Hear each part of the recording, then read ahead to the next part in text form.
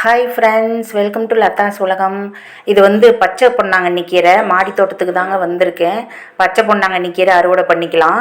இது வந்து தரையில் கொஞ்சம் முளைச்சிருந்துச்சு. அதை எடுத்துகிட்டு வந்து இங்கே இந்த கேனில் நட்டு வச்சேன். நல்லா சூப்பராக பரவி தளைஞ்சு வந்திருக்கு.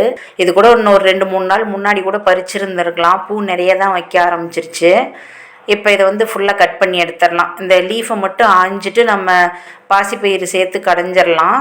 அப்புறம் இந்த தண்டு இருக்கு இல்லைங்களா, ஸ்டெம்மு, இதை வந்து நட்டு வச்சோம்னா சூப்பராக திரும்ப தளைஞ்சு வரும். தண்ணி விட்டுட்டே வந்தோம்னா அருமையாக தளைஞ்சு வந்துடும். இந்த பச்சை பொன்னாங்கண்ணி கீரையும் நல்லா டேஸ்ட்டாக இருக்குங்க. சிகப்பு பொன்னாங்கண்ணி கீரை மாதிரி டேஸ்ட்டாக இருக்கும். இன்னும் கொஞ்சம் இருக்குது, அதையும் பறிச்சிடலாம். ஃபுல்லாக கட் பண்ணியே எடுத்துட்டேன். தண்ணி தெளிச்சுட்டே வந்தோன்னா திரும்ப திரும்ப தளைஞ்சு வந்துகிட்டே இருக்கும். இதை கூட நான் கட் பண்ணி எடுத்துகிட்டு போய் கீழே தரையில் கூட கொஞ்சம் நட்டு வச்சுருந்தேன். அப்புறம் இது சின்ன வெங்காயம், வெங்காயத்தாள் வேணும் ஃப்ரைட் ரைஸுக்கு. அதனால் இருக்கிற சின்ன வெங்காயத்தை கொஞ்சம் அந்த தாளோடு பறிச்சுக்கிறேன். சூப்பராக இருக்குது பாருங்கள், நல்லா ஃப்ரெஷ்ஷாக இருக்குது. அடுத்து கொஞ்சம் புளிச்சக்கீரை இருக்குது, அதையும் பறிச்சுக்கலாம். கீரை வந்து கொஞ்சம் பரவலாக தான் இருக்குது இலை. வின்டர் சீசனாக இருந்துச்சு அப்படின்னா புளிச்சக்கீரை நல்ல செழுமையாக அடர்த்தியாக வருது, நல்லா உயரமாகவும் வளருது. இப்போ வந்து ஓரளவுக்கு இருக்குது.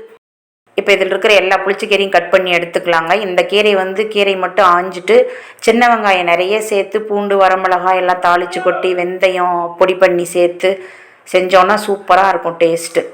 2-3 நாளைக்கு கூட வச்சு சாப்பிட்லாம். இதோ இந்த கைப்பிடி செவுறு மேலே தாங்க இப்போ பறித்ததெல்லாம் வச்சுருக்கேன். பச்சை பொன்னாங்கண்ணி கீரை, வெங்காயத்தாள், அப்புறம் புளிச்சக்கீரை இதெல்லாம் இங்கே வச்சுருக்கேன். அடுத்து கொஞ்சம் வெண்டைக்காய் இருக்குது, அதை பறிச்சுக்கலாம். அடுத்து கொஞ்சம் அவரைக்காய் இருக்குது, அதையும் பறிச்சுக்கலாம். செடியை வர ஒரு 10 செடி இருந்துச்சுன்னா போதுங்க. 4 பேர் இருக்கிற ஃபேமிலிக்கு வாரத்தில் ஒரு 3/4 கிலோலேருந்து 1 கிலோ வரைக்குமே காய் கொடுத்துரும். அந்த பூ மட்டும் உதிராமல் இருக்கிறதுக்கு பூ வைக்கிறதுக்கு முன்னாடியே நம்ம தேமோர் கரைசல் கொடுத்துருணுங்க. ஒரு தேங்காயை உடச்சி பால் எடுத்துட்டு அது கூட 1 டம்ளர் அளவுக்கு தயிரை சேர்த்து நல்லா ஒரு வாரம் புளிக்க வச்சு அது கூட 10 மடங்கு தண்ணி கலந்து இந்த மாதிரி பூ பூக்கிற செடிக்கு எல்லாமே ஸ்டார்டிங்லேயே கொடுத்துடணும். அந்த மாதிரி கொடுத்தோம் அப்படின்னாக்க இந்த பூவெல்லாம் உதிராமல் அப்படியே பிஞ்சாக மாறிடும். அந்த பிஞ்சு எல்லாமே அப்படியே காயாக நல்லா வளர்ந்து வந்துடும். சூப்பராக இருக்கும். ஸ்லோவாக காமிக்கிறேன் பாருங்கள். கிச்சன் கம்போஸ்ட்டை இந்த வெஜிடபிள் வேஸ்ட்லேருந்து ரெடி பண்ண கம்போஸ்ட்டு தான் இது. கொஞ்சம் ஈரப்பதமாக இருந்துச்சு, அதனால் ட்ரை ஆகட்டும்னு அடியில் பேனர் சீட்டு விரித்து போட்டு, பழைய பேனர் சீட் இருந்துச்சு அதை விரித்து போட்டு உலர போட்டிருக்கேன். ஒரு நாள் அப்படியே உலர விட்டு அப்புறம் எடுத்து செடிக்கு கொஞ்சம் கொஞ்சம் வச்சுக்கலான்ட்டு. அப்புறம் கொஞ்சம் குடமிளகா இருக்குது, அதையும் பறிச்சுக்கலாம். குடமிளகா செடியும் ஒரு 10-15 செடி போல் இருக்குது. நிறைய காய் கொடுத்துக்கிட்டு இருக்குங்க. குடமிளகா வந்து ஃப்ரைட் ரைஸில் சேர்த்து செஞ்சோன்னா வாசனையாக சூப்பராக இருக்கும். அப்புறம் சில்லி பரோட்டாவுக்கும் அருமையாக இருக்கும் வாசனை.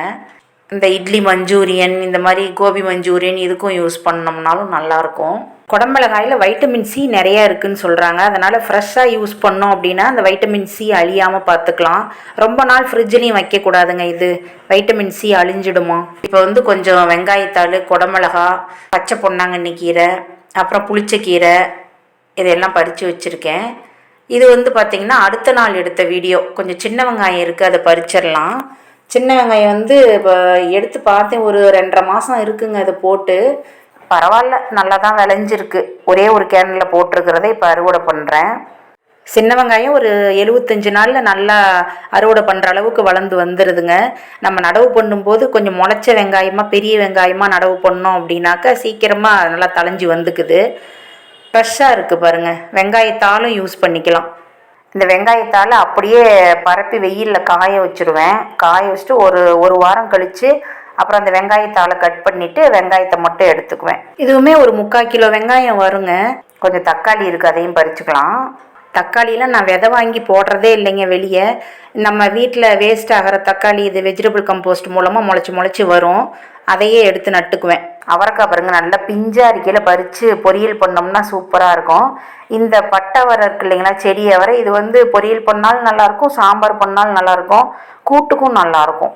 பாசிப்பயிறு சேர்த்து தேங்காய், பச்சை மிளகாய், ஜீரகம்லாம் அரைச்சி ஊற்றி செய்வோம் இல்லைங்களா கூட்டு கெட்டியாக, அதுக்கும் நல்லாயிருக்கும். இப்போ வந்து அவரைக்காய் தாங்க பறிச்சிட்ருக்கேன். சின்ன வெங்காயமும் நான் மாற்றி இந்த மாதிரி ஹரிசான்லாம் இருக்கிற கேனில் அடிக்கடி போட்டுகிட்டே தாங்க இருப்பேன். தொடர்ந்து இருக்கும். வெங்காயத்தாளுக்கும் யூஸ் பண்ணிக்குவேன். பாகற்காய் மிதிப்பாகல் செடி சூப்பராக இருக்குது, நல்லா செழிப்பாக இருக்குது. ஒரே ஒரு மிதிப்பாகல் இருந்துச்சு, அதை பறிச்சுக்கலாம். அவரைக்காய் செடியெலாம் ஒரு 1.5 வருஷத்துக்கு மேலே காய் கொடுக்குதுங்க. நல்லா எரு கொடுத்து பராமரித்தோம்னா 1.25 வருஷம் 2 வருஷம் பக்கமாக கூட இது வந்து நல்லா காய் கொடுக்குது. நல்லா பூக்கும், காய் வைக்கும். காயை பறிச்சதுக்கப்புறம் ஒரு 15-20 நாள் கேப்பு எடுத்துக்கும். அதுக்கப்புறம் திரும்ப பூ வச்சு காய் வைக்கும். இதே மாதிரி கேப் விட்டு காய்ச்சிக்கிட்டே இருக்கும்.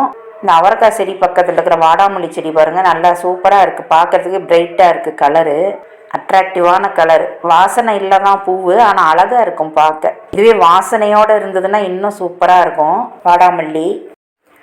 கோழியவரை நான் நிறைய முறை ட்ரை பண்ணேங்க. அது வந்து ரொம்ப காய் வைக்கிறதில்ல, அதனால் கொடியவரையே ரொம்ப ட்ரை பண்ணாமல் விட்டுட்டேன். செடியவரை தான் நிறைய போடுவேன். எப்போவுமே தவறாமல் செடியவரை வந்து ரொட்டீனாக போட்டுக்கிட்டே இருப்பேன். கோழியவரை வந்து தரத்தோட்டத்தில் ஒரு முறை போட்டிருந்து நிழலில் இருந்துச்சு, முருங்கை மரத்து நிழலில். அது வந்து செடி நல்லா படர்ந்து உயரமாக மரம் ஃபுல்லாக ஸ்ப்ரெட் ஆகிடுச்சு. ஆனால் காயே வைக்கவே இல்லை, ரொம்ப நாளாக காய் வைக்கவே இல்லை. ஏதோ பட்டம் இதெல்லாம் சொல்லுவாங்கள்ல, ஆடியில் தான் போடணுன்னு சொல்லுவாங்கள்ல, நான் மாற்றி போட்டுட்டேன் போல். ஆடியில் போட்டோம் அப்படின்னா தான் காய்கறி அவரைக்காய் நல்லா காய்க்குது. மற்ற டயத்தில் போட்டோம் அப்படின்னா அவரைக்காய் காய்க்கிறதே இல்லை. நான் இதை வந்து நிறைய முறை ட்ரை பண்ணி கொஞ்சம் ஃபெயிலியர் ஆகியிருக்கு. கோழியவரை செடியவரை தான் எப்போவும் நல்ல ரிசல்ட் கொடுக்கறது. நீங்களும் மாடித்தோட்டம் ஆரம்பிக்கிற ஐடியா இருந்துச்சு அப்படின்னா மற்ற காய்கறிகள் பேசிக்காக ஈஸியாக வருதில்ல, அது கூட இந்த செடியவரையே கண்டிப்பாக ட்ரை பண்ணி பாருங்கள். பச்சை மிளகாய் இது பாருங்கள், சேப்பங்கிழங்கு, கேரட்டு, இந்த இதில் ஒரு தக்காளி இருக்குது, இதையும் பறிச்சுக்கலாம். கேரட் செடி போன வீடியோவில் கூட காமிச்சிருப்பேன். கேரட் செடி நல்லா செழுமையாக வந்துகிட்டு இருக்குங்க. ஒரு 2 கேனில் தான் போட்டிருக்கேன். இதுக்கு முன்னாடி பறித்த தக்காளியெல்லாம் சின்ன சின்னதாக இருந்துச்சு. இந்த ஒரு செடியில் மட்டும்தாங்க 2 தக்காளி பெரிய தக்காளியாக காய்ச்சிருக்கு. வின்டர் சீசனில் வந்து நல்லா ஏறு கொடுத்து வளரும் போது தான் தக்காளி பெரிய சைஸில் கிடைக்கிது. மற்ற சமயமெல்லாம் சின்ன சின்ன தக்காளி தான் கிடைக்கிது.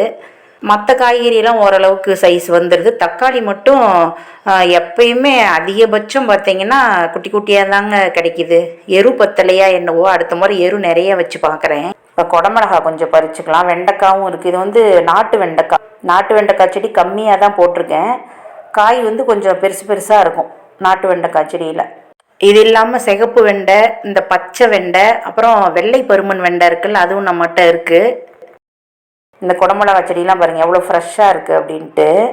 அவ்வளோதாங்க. இருந்த சின்ன வெங்காயம் தாளோட, அப்புறம் தக்காளி, அவரைக்காய், குடமிளகாய் இதெல்லாம் பறிச்சிட்டேன். இந்த வீடியோ பிடிச்சிருந்துன்னா வீடியோக்கு ஒரு லைக் கொடுத்துருங்க. நம்ம சேனலில் கார்டனிங் வீடியோஸ் மட்டும் இல்லாமல் வீட்டுக்கு தேவையான இந்த பொடிகள்லாம் அரைக்கிறது, மாவுகள்லாம் அரைக்கிறது, அப்புறம் ஃபினைல் ரெடி பண்ணுறது, வாஷிங் பவுடர் ரெடி பண்ணுறது, இந்த மாதிரி வீடியோஸும் கொடுத்துருக்கேன். ஹோம்மேட் அப்படிங்கிற பிளேலிஸ்ட்டில் செக் பண்ணி பாருங்கள். உங்களுக்கு தேவையான நிறைய இன்ஃபர்மேஷன் அதிலிருந்து கிடைக்கும். நீங்கள் அந்த வீடியோஸை பார்த்துட்டு நம்ம வீட்டுக்கு தேவையான நிறைய பொருட்களை வீட்டிலையே நம்ம கடையில் வாங்குற மாதிரியே நம்ம ரெடி பண்ணிக்கலாம். இந்த வீடியோ உங்களுக்கு பிடிச்சிருந்தது அப்படின்னா வீடியோக்கு ஒரு லைக் கொடுத்துட்டு நம்ம சேனலை சப்ஸ்கிரைப் பண்ணிக்கோங்க. பக்கத்தில் இருக்கிற பெல் பட்டனில் ஆல் கிளிக் கொடுத்து வச்சுக்கோங்க ஃப்ரெண்ட்ஸ். தேங்க்யூ.